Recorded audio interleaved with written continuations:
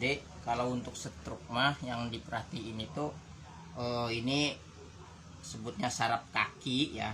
Di sini nih kunci paha, saraf kaki, saraf dengkul, termasuk saraf sikut nih. Ini saraf siku, ini saraf tangan.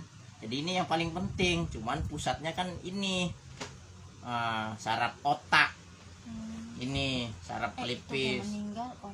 Siapa? Yang nanya kata saya tuh di rumah sakit teh ya kalau mau diterapi mah ya terapi aja, bawa pulang aja. Yang di otaknya ada gumpalan darah tuh. Ya memang yang namanya stroke itu intinya mah saraf otak gitu, saraf otak. Cuman stroke mah ada dua macam. Ada stroke ini iskemik, ada stroke hemoragik. Jadi iskemik itu baru stroke penyumbatan. Kebanyakan kalau iskemik mah dampak dari kolesterol iskemik. Kalau hemoragik mah itu bekas ini apa namanya tuh darah tinggi, kebanyakan asam urat iskemik, gula ada yang iskemik, ada yang hemoragik. Intinya mah penyumbatan dan pembuluh darah pecah di otak itu. Nah titik ini kunci paha nih. Ibarat kalau di pinggul mah di sini yang sakit, bagian pinggul. Kalau ini saraf kaki. Kenapa saraf kaki juga dipijit? Karena ya orang stroke mah jangankan ibaratnya untuk jalan berdiri aja kan nggak bisa. Itu yang parah kenanya. Jadi ini yang harus dipijit nih yang paling penting.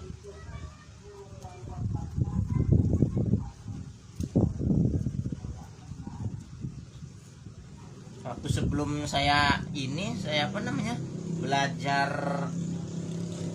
refleksi, udah ini ibaratnya udah tahu gitu ininya titik-titiknya. Nah setelah tahu cara ininya, gerakan tangannya kan pas waktu ngobatin mah nggak terlalu merhatiin di gerakan tangan. Nah ini saraf kaki. Terus di sini di tengah-tengah tapak saraf ginjal, saraf saluran kencing, saraf kantong kencing. Maksudnya apa? Dipijit gitu. Karena apa? Ya racun yang di tubuh itu bisa kebuang lewat ginjal, lewat air seni. Jadi di tengah tapak kakinya saraf ginjal, saraf ini saluran kencing sama kantong kencing.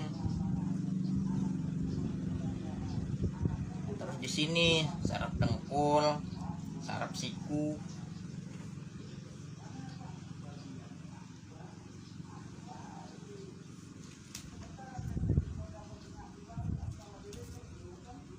Sama saraf tangan. Nah, yang dipijit ya kaki dua-duanya, walaupun sebelah itu apa namanya cuma sebelah kaki yang ini yang enggak fungsi. Di bar stroke mah ada min plusnya. Iya. Tetap ada saling ada kaitan. Nah, ini saraf otak. Nah, cuman mijitnya jangan sama ujung jempol. Capek mijitnya sama lekukan jempol. Tuh, jadi ngeluarin tenaga sedikit juga terasa sama pasiennya. Terasa. Tuh. Iya, kerasa modelnya om ya. Iya. Terus ini ujung jari. Nah, ini kalau kita mijit orang sakit kepala sebelah, cuma ujung jari jempol doang yang dipijit, yang ditusuk sama alat ataupun ya sama jempol ditekuk. Nah itu. Nah ini dampaknya ke saraf otak. Misalnya ada gumpalan-gumpalan darah di otak, ya cukup dipijit ujung Kalau jempolnya. misalkan teh pusing teh om, misalkan ya teh kalau tuh mau tidur sudah ditidurin teh kayak Puyeng. kalau matanya melek tuh kayak muter-muter kayak gitu tuh. Nah itu mah selain jempol kaki sebelah depan nih, sebelah jari jempol ini, jempol kaki Di samping itu juga harus dipijit bagian leher. Bagian leher. Karena apa? Berarti kalau puyeng itu oksigen yang dibawa oleh darah nggak nyampe ke otak. Itu ada juga karena puyeng itu karena ini apa namanya, darah lagi encer, posisi kepala ditidurin, jadi numpah ke ini semua, ke kepala, jadi nutupin peredaran darah, terlalu banyak ininya, darah yang ngumpul. Makanya kalau udah ada ini, ada keluhan kolesterol, asam urat, darah tinggi ataupun gula, kalau bisa mah siang itu hindari tidur. Nggak pernah tidur siang kok. Nggak tahu tidur siang. Nah terus bagian 3 titik ini, titik kelenjar getah bening sebutnya di sini. Untuk apa? Daya tahan tubuh. Karena di sini sebelah depan, sebelah samping luar.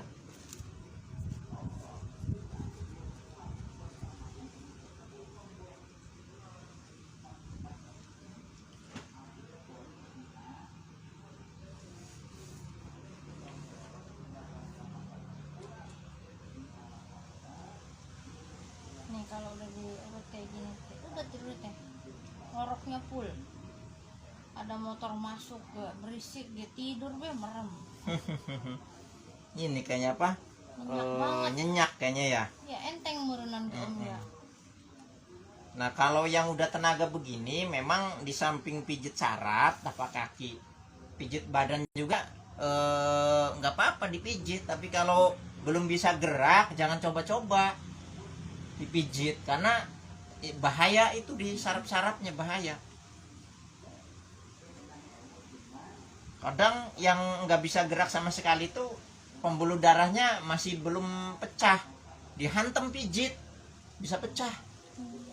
Itu makanya nangani stroke itu memang harus ya inilah gitu, apa namanya, bener-bener bisa.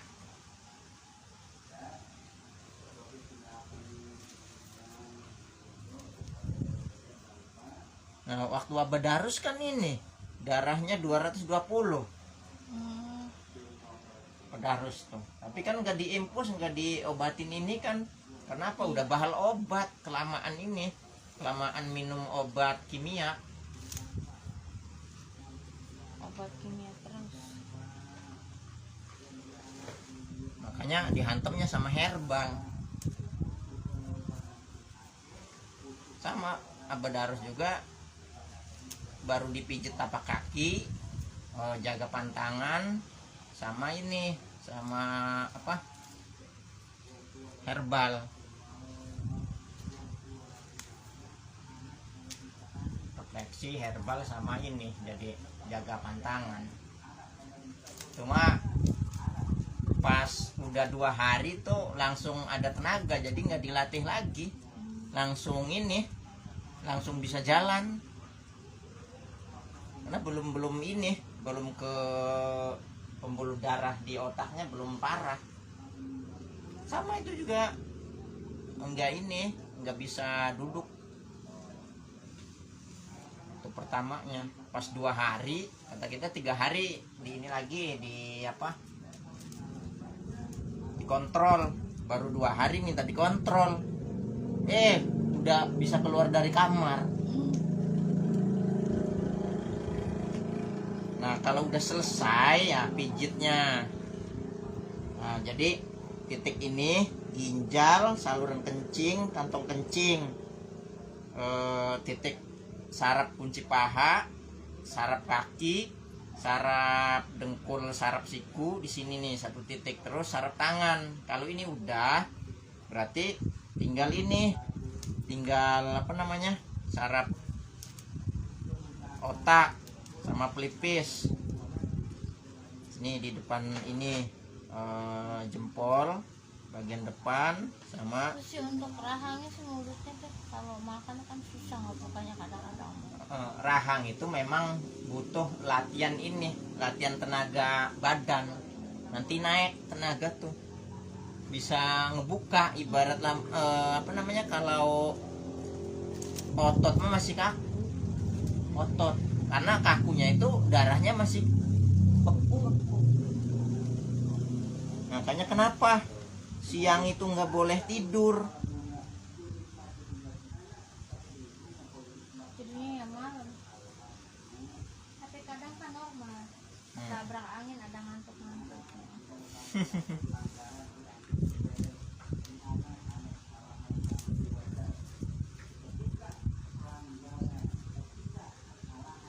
Langgaran ini ngantuk ya.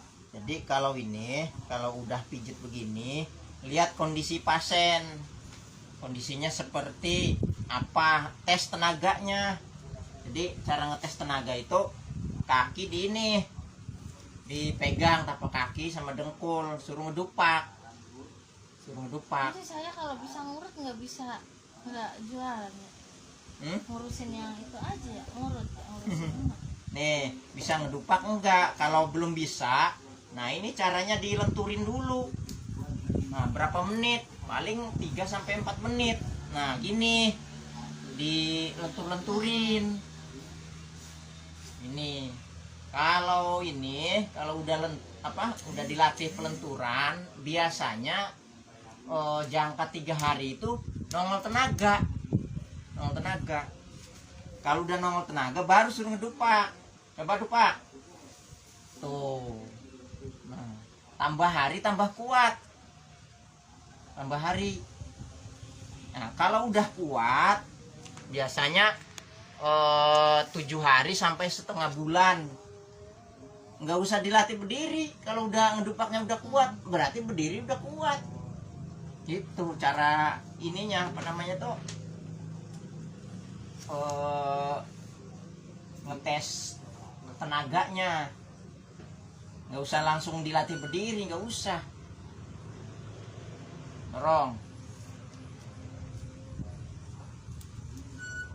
Kan waktu pertama mak suruh dupak begini nggak ada tenaga. Iya. Nah, tambah hari tambah kuat kan. Makanya nggak usah dilatih berdiri lagi, kuat sendiri.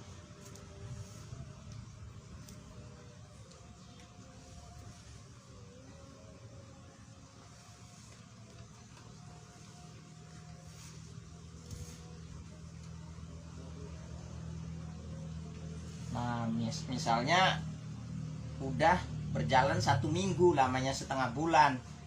Itu harus latihan keduanya. Nah, suruh ngangkat. Ini kaki satunya tekuk. Ini misalnya ini yang awalnya nggak ada tenaga. Suruh angkat. Nah, ngedupak udah kuat. Berarti kalau ngedupak udah kuat, itu ciri dari udah bisa berdiri. Nah, tinggal latih, suruh ngangkat tapaknya. Coba mak, angkat mak. Nah, tuh, angkat lagi, jangan nekuk, lurus, angkat. Tuh. Nah, kalau posisi berdiri, orang stroke, kalau tiduran dilatih ngangkat tapak kakinya kuat, berarti jalan udah kuat. Itu cuman latihan yang ketiga setelah ngangkat tapak kaki udah kuat, ini apa namanya, disuruh mendorong tapaknya, dorong mak. Nah, lemes, dorong. Nah, maksudnya untuk apa? Untuk tenaga, kalau jalan jangan sampai diseret. Nah, biar jangan sampai diseret, biar nganggang. Karena apa? Kenapa jalannya masih diseret? Ininya belum kuat tenaganya. Kalau udah kuat mah ya udah, jalannya kayak orang normal, udah biasa. Dorong.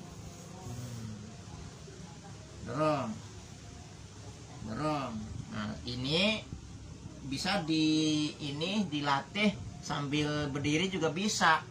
Maksudnya pegang tembok ambil jinjing. Tuh, ini sama olahraganya.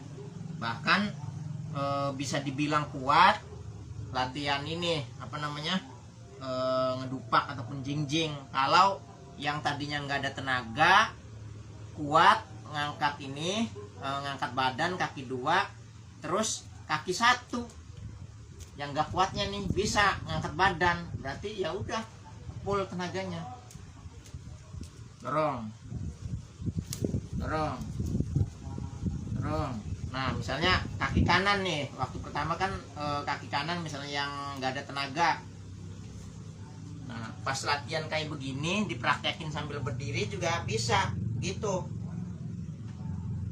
Nah kalau misalnya ini udah kuat kaki 2, nah sambil pegang nggak apa-apa, kaki 1. Kalau udah kuat kaki 1 berarti udah tenaganya full itu. Ada semua. Penuh tenaganya. Jadi walaupun yang